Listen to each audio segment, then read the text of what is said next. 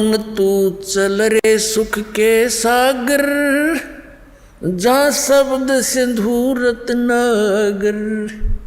आदरणीय गरीबदास साहिब जी को परमात्मा सचखंड लेकर गए थे और फिर उनको वापस छोड़ा था, अपना गवाह बनाया था, उनको समझाया था बेटा ये काल के जाल में फंसे हुए हैं आपके सभी भाई बहन, और इनको समझाना है, ये ज्ञान मैंने तुझे दिया है, इसको प्रमाणित करके जाना।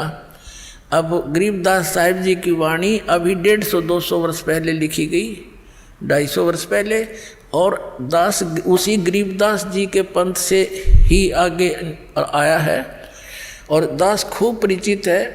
परमात्मा ने ऐसी सख्त हिदायत दे रखी थी गरीबदास जी को, और गरीबदास जी ने आगे फिर ऐसी सख्ती से काम लिया कि इस वाणी में अगर किसी ने फेर बदल किया तो उसकी वो खैर नहीं रहेगी। ये दास देखा करता था कि गरीबदास ही संत महात्मा होते थे, ग्रंथ साहब में बहुत कुछ ऐसी बातें लिखी थी, वो चाहते थे किसी ने इसमें संशोधन कर दे थोड़ा सा, तो एक ने कोशिश की थी, उसको अधरंग मार गया संत को, आजीवन दुखी रहा। तो सब ने ये मान लिया कि जो इसके अंदर लिखा है परमात्मा का आदेश है, गरीबदास जी नाराज हो जाएंगे, इसको चेंज नहीं करना, ना तो ये भी बिगाड़ देते स्वरूप इस वाणी का। और इतनी ये प्रकाश में आई नहीं, इतनी पॉपुलर नहीं हुई। दास 20-37 वर्ष का हो गया था जब तक मैंने गरीबदास के नाम का पता नहीं था।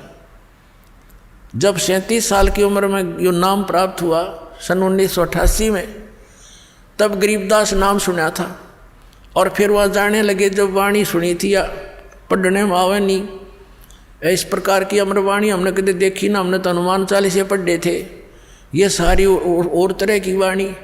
और उसमें जब ये बताने लगे जिसमें कुछ ऐसी बातें हैं, परमात्मा जैसे अपने बच्चों को धमका देता है सभी पंथों और ग्रंथों वालों अन्यों को, ऐसी वाणी भी लिखी है।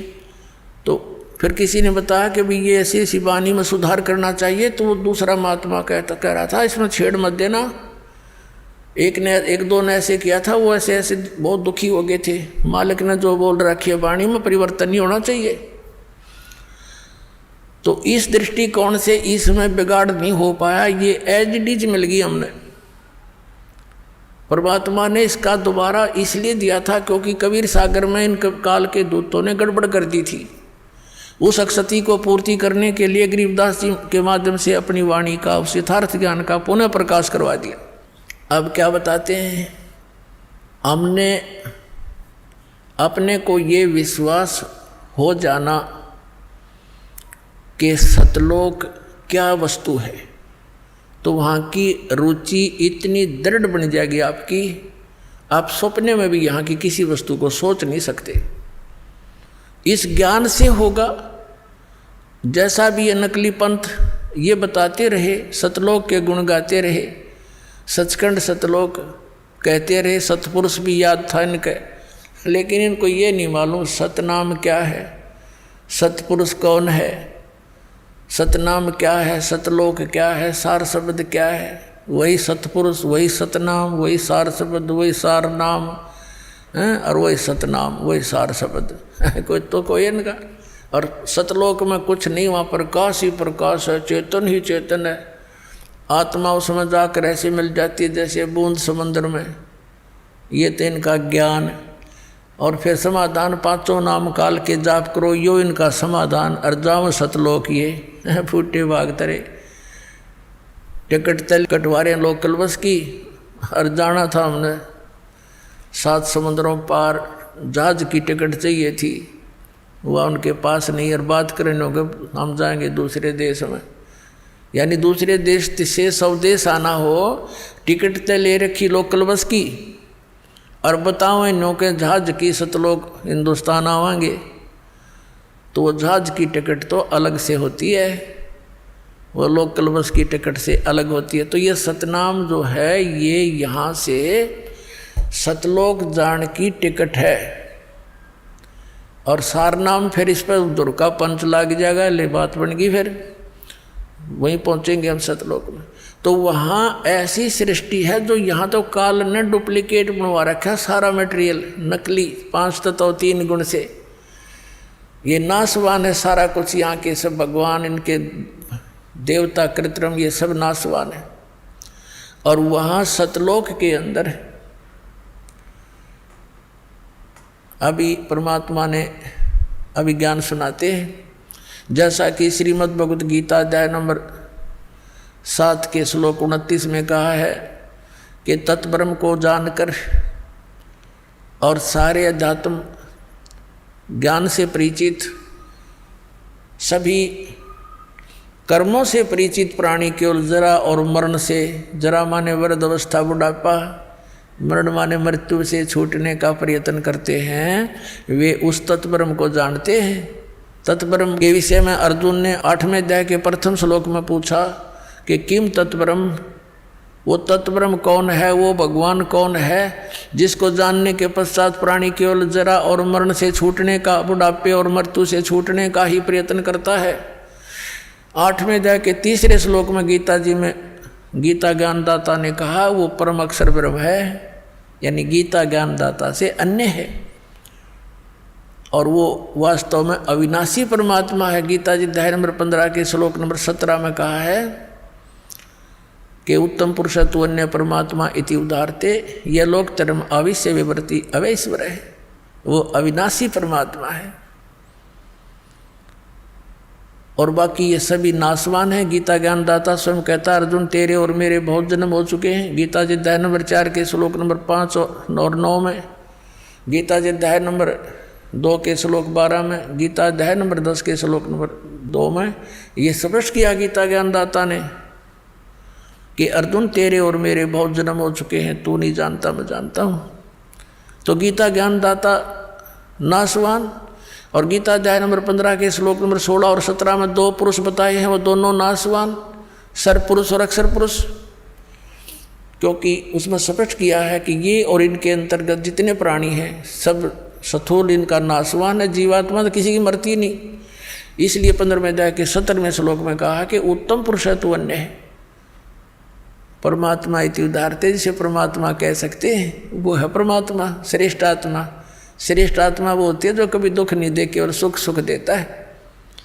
और जहाँ गेला टांग काटे और मौत करे और बढ़िया मोहन भोजन खिलावे, यहाँ काजू किशमिश, तो श्रेष्ठ आत्मा थोड़ा हुआ। ये सब कुछ भी खिलावे और लेकिन दुख ना दे, ना मृत्यु हो, वो है श्रेष्ठ आत्मा, वो परमात्मा है, वो हमारा प्रभु है, परमेश्वर है। और यह लोक तरम अविश्य विवृत्ति, अविश्य मन प्रवेश करके, अवैश्वर है, वो अविनाशी परमात्मा है। तो यहाँ क्या बताया है, और वो सतलोक में रहता है। गीता जी अध्याय नंबर 18 के श्लोक नंबर 62 में कहा कि अर्जुन तू सर्वभाव से उस परमेश्वर की शरण में जा, उस परमेश्वर की कृपा से ही तू परम शांति को और सनातन परम धाम को प्राप्त होगा। शाश्वत स्थान, कभी नाश ना होने वाला स्थान, और वहाँ जाकर परम शांति होगी। अब क्या बताया है, जैसे इन महापुरुषों ने भी यही बताया कि सचखंड में ये सुख है, सचखंड में ऐसा सुख है, सतलोक में ऐसी सुविधाएं हैं, वहाँ चलेंगे बिल्कुल ऐसे ही सृष्टि होगी, लेकिन मृत्यु कभी नहीं होगी। अब पुण्यात्मा अगर हमारी यहाँ मृत्यु ना हो तो गर्मी सर्दी ने तो देख लिया, हम इतने ढीठ हो रहे हैं, कोई बात ना, इसके तो हम सहन करने के आदि पड़ गए। और बुढ़ापा ना हो फिर हम कदे भी ना जाओ, उड़ा तेरी हमने वहाँ की, और गेला मृत्यु हो, बता इस मृत्यु ने, ये तो सबसे बुढ़ा काम। सारा जीवन जिस व्यवस्थापक के करने में लगे रहते हैं, वृद्ध बुढ़ापा जब लास्ट एज आती है इसकी, सब तक सारा शरीर कंडम हो जाता है, उठा जाता ना बैठा जाता, ना काम करती ना जाड़ करती। पहले तो कैर यहीं टूट ले इस पे, और फिर आ गई हम के दूध गड़े। तो परमात्मा कहते हैं जो सच्ची भक्ति नहीं करते, कहते जीवित जग में जूती पड़े फिर जब लोड़े छाती। परमात्मा ने बहुत गहरा ज्ञान समझा है पुण्यात्मा, यो घने दिन में समझ में आओगा आपका, क्योंकि आप पहले कक्षा के बालक हो, कोई दूसरी कक्षा का, यानी कोई 2 वर्ष से, कोई 1 वर्ष से, कोई 6 महीने से, कोई 1 महीने से, तो लगे रहना इसमें, क्योंकि ये कोर्स है कंप्लीट, और ये आखिरी सांस तक पढ़ना पड़ेगा आपने, जब तक आप पृथ्वी पर हो। ये समझ लो आपका प्रवेश है इस विद्यालय में, इस कॉलेज में, और जब ये तुम्हारी पढ़ाई पूरी हो जाएगी तब यहाँ से चले जाओगे, यहाँ नहीं रहोगे, सतलोक जाओगे सीधे, वहाँ सुविधा मिलेगी सारी इस पढ़ाई से।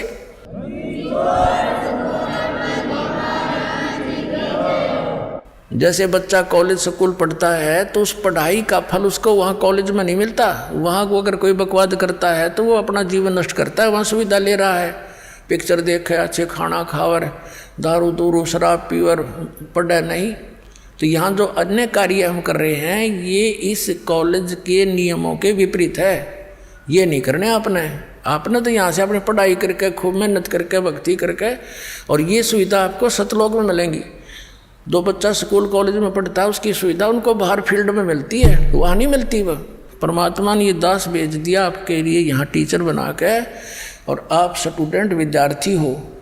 और ये आधुनिक इंस्ट्रूमेंट ये गॉड गिवन है, ये ना समझना मनुष्य की खोज है। ये मनुष्य यही था, 4 युग हो गया, पिछला इतिहास देख लो। एक रेडू में बुग्गी जितना स्थान होता था, और उसमें 6 खच्चर जोड़ के घोड़े और घसीटे फिरा करते। ये मानव कहाँ थी पहले, इनके पास मिट्टी के कटोरा में रोटी खाया करते, कसोरों में। तो ये मालिक ने दिया है कि एक का टीचर बतेरा घर बैठे पढ़ा करेंगे, सुना करेंगे बच्चे अपने मालिक के सारे लेक्चरों को।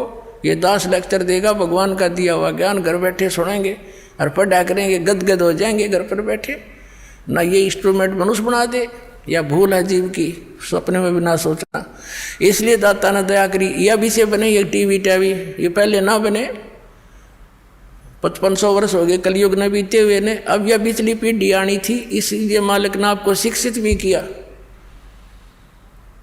और ये सुविधा इंस्ट्रूमेंट दिए, प्रोजेक्टर दिया, आप इतनी दूर बैठे आसानी से प्रमाण देख सकते हो, निरसन से हो जाते हो, 1 मिनट के अंदर ज्ञान समझ में आ जाता है।